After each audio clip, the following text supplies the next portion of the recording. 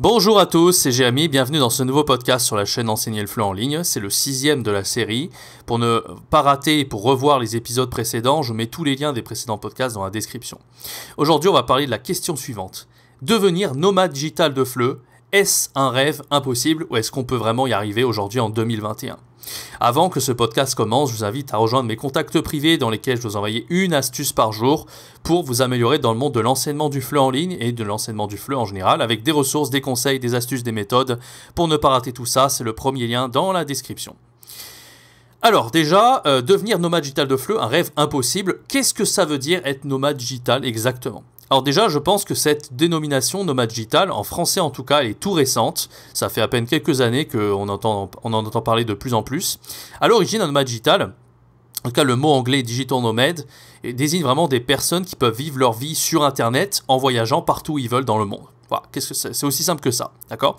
Donc à partir du moment où on a une spécialité et qu'on arrive à accéder à Internet à partir d'un ordinateur et qu'on voyage, on est plus ou moins un nomade digital, d'accord ? Donc on arrive à gagner notre vie par le biais d'une connexion Internet en exerçant une profession, un métier particulier, d'accord ? Alors par rapport au FLE, moi, je vais donner mon avis en fait. Alors, je vais donner mon avis parce que moi, j'ai toujours voulu devenir nomade digital. Aujourd'hui, je suis nomade digital et j'en suis vraiment très heureux. D'accord ? Il y avait une petite araignée là sur mon clavier, je l'ai virée vite fait. Je me demandais ce que c'était. Voilà. Moi, j'ai toujours voulu devenir nomade digital pour le FLE. Enfin, peut-être pas pour le FLE, mais j'ai toujours voulu devenir nomade digital. Finalement, le FLE, c'était ma spécialité. Je me suis spécialisé là-dedans. Je pense que si vous écoutez ce podcast, probablement que vous avez la même envie que moi. Et pour moi, il y a deux types de personnes, en fait, qui veulent pas forcément devenir nomade digital. Mais pour moi, il y a des gens, en fait, qui restent beaucoup dans leur zone de confort. C'est-à-dire qu'en fait, ils restent salariés dans le FLE, d'accord ? Peut-être qu'ils aiment être salariés, mais vraiment, la plupart du temps, j'ai beaucoup de sons de cloche de gens qui sont salariés dans le FLE. Ils restent salariés, pourquoi ? Parce qu'ils ne voient pas l'éventail des possibilités. Ils voient pas plus loin que le bout de leur nez, en fait. Ils ont leur petit CDI, ils sont dans leur zone de confort, ils sont profs de FLE dans une école de FLE. Et ils se disent, ok, c'est cool, je vais rester un petit peu dans cette voie-là. Et voilà. Et en général, pourquoi je dis que la vie n'est pas tout rose ? Parce que en fait, ils se disent voilà qu'ils ont le CDI, la sécurité de l'emploi, et c'est pour ça qu'ils restent profs de FLE. Mais voilà, ils regardent éventuellement d'autres possibilités. Si jamais j'ai l'occasion un jour de trouver une spécialité, peut-être que je me reconvertirai. Mais ils restent vraiment dans leur zone de confort, dans leur CDI. Moi, je pense que c'est c'est vraiment une fausse récompense, si je puis dire, parce que souvent, en fait, ces gens ne sont pas forcément contents de leur statut. D'accord ? Ils se plaignent de leurs patrons qui sont turbulents dans les écoles de FLE. Souvent, c'est le cas parce que les patrons, ce qu'ils veulent, c'est pas tous les patrons, mais souvent, le cas, c'est d'exploiter les salariés, de les faire travailler des heures pas possibles pour un salaire pas élevé. En tout cas, dans le monde du FLE, je dis pas en fait que être salarié, c'est forcément une mauvaise chose. Hein. On peut très bien aussi bien gagner sa vie en tant que salarié. J'avais fait une vidéo il n'y a pas si longtemps sur ma chaîne YouTube dans laquelle je vous donnais les différents statuts du prof de FLE. Et je vous montrais en fait quels étaient les avantages et les inconvénients de chacun. Et on se rendait compte qu'en fait pour le FLE, le fait d'être salarié, c'est impossible vraiment de s'enrichir en tant que salarié. Donc je vous donnais un peu les autres possibilités et comment s'enrichir avec les autres statuts. Je vous mets le lien en fait de la vidéo dans la petite fiche qui s'affiche en ce moment même en haut à droite de l'écran. N'hésitez pas à aller voir cette vidéo, ça peut vous surprendre sur certaines choses. Voilà. Donc, il y a vraiment des corps de métier où, en tant que salarié, on peut bien gagner sa vie, mais il y a des gens qui arrêtent d'être salariés parce qu'ils sont pas forcément heureux. Après, il y a des gens qui peuvent être très bien heureux en tant que salarié. Enfin, encore une fois, tout dépend en fait de comment vous vous sentez par rapport au statut de salarié. Mais moi, voilà, je suis en train d'essayer de vous dire en fait de cet éventail des possibilités et le fait de devenir nomade digital. Je suis en train de vous dire en fait que c'est évidemment possible en fait, parce que moi, je le suis devenu. Ça fait maintenant pas tout à fait un an maintenant que je suis nomade digital pour le FLE et que je vis ma vie à partir d'Internet. Et donc, qu'est-ce qu'on peut dire en fait aussi par rapport à ça ?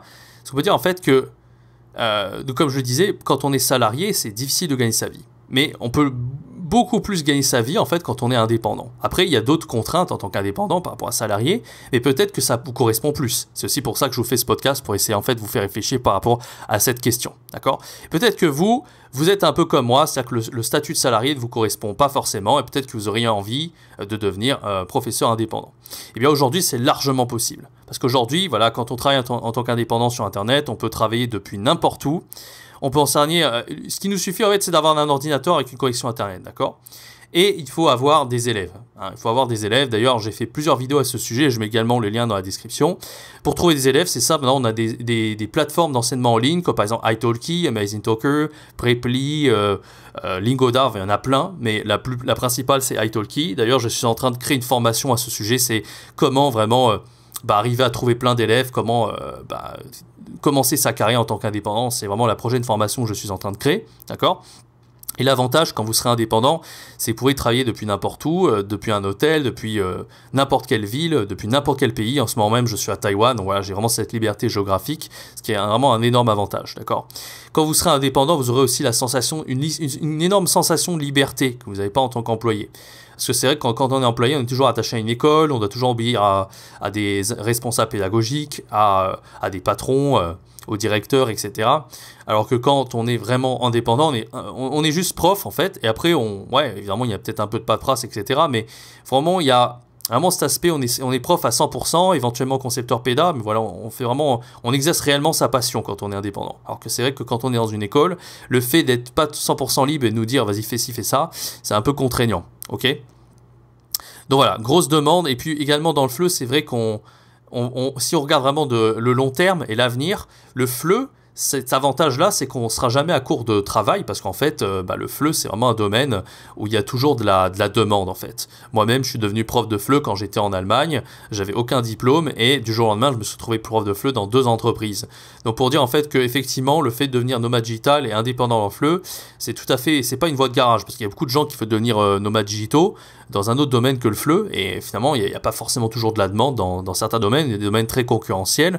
Dans le FLE, il y a beaucoup de gens, c'est vrai, et quand vous serez indépendant, il y aura cet aspect concurrence. Alors j'en avais parlé dans un précédent podcast, également le lien dans la description si vous êtes intéressé pour écouter sur cette histoire de concurrence entre les profs de FLE. Mais effectivement, le fait qu'il y ait énormément de demandes, ça fait que même s'il y a la concurrence, vous pouvez toujours tirer votre épingle du jeu. Donc c'est ça vraiment l'énorme avantage de ce métier de prof de FLE, nomade digital indépendant. D'accord ? Donc voilà, le message que j'essaie de vous transmettre à travers ce podcast, donc c'est que évidemment c'est largement possible de devenir nomade digital dans le FLE, ou même dans un autre domaine, mais dans le FLE c'est largement possible et c'est facilement accessible. Voilà, du jour au lendemain vous pouvez devenir nomade digital à partir du moment où vous avez confiance en vous et vous arrivez à peu près à gérer, il n'y a pas de problème. Moi je vais vous aider en fait à faire des super cours, et avec la nouvelle formation que je suis en train de créer pour vraiment vous aider à devenir complètement indépendant. Mais j'ai déjà de quoi vous aider déjà pour faire des super cours, pour vraiment être super à l'aise dans l'enseignement en ligne. Et en plus, j'ai un coaching personnalisé pour vous aider. Les liens sont dans la description. Voilà, c'est tout ce que j'avais à dire pour cet épisode. Évidemment, c'est largement faisable. Voilà, un épisode un peu plus court que d'habitude. Je vous avoue que j'ai pas mal de choses à faire aujourd'hui. Mais voilà, j'espère qu'il vous aura intéressé. Je suis un petit peu parti dans tous les sens. C'est histoire de mettre une petite réflexion sur ce statut de nomade digital ou de prof de FLE indépendant. Merci d'avoir écouté cette vidéo. N'oubliez pas de vous abonner à ma chaîne. Je fais une vidéo par jour pour aider les profs de FLE comme vous à devenir vraiment des profs de FLE libres et indépendants. Voilà, merci de m'avoir écouté. C'était Jérémy. Ciao, bye bye.